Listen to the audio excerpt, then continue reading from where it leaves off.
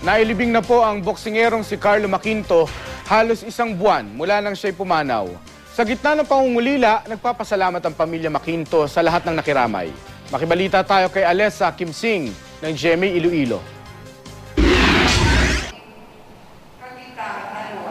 Nagsama-sama sa Parish of San Nicolas de Tolentino sa Lambunaw, Iloilo ang mga kamag-anak, kaibigan at taga-suporta ng yumaong boksingerong si Carlo Maquinto para sa huling misa bago siya inilibing.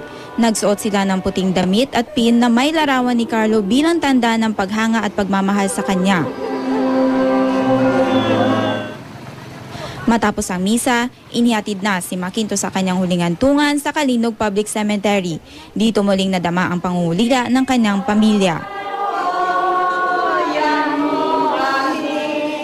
Dumalo sa libing ang kanyang manager, trainer at ilang kasamahan sa boxing. Una-una, hindi lang isang magaling na boxer si Carlo.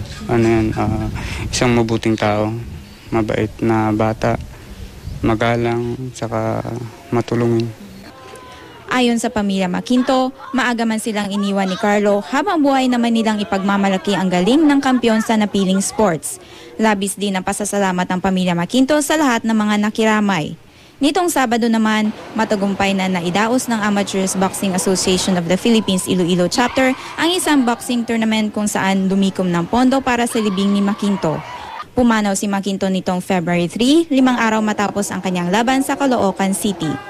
Alessa Kimsing, Nagbabalita, Pilipinas.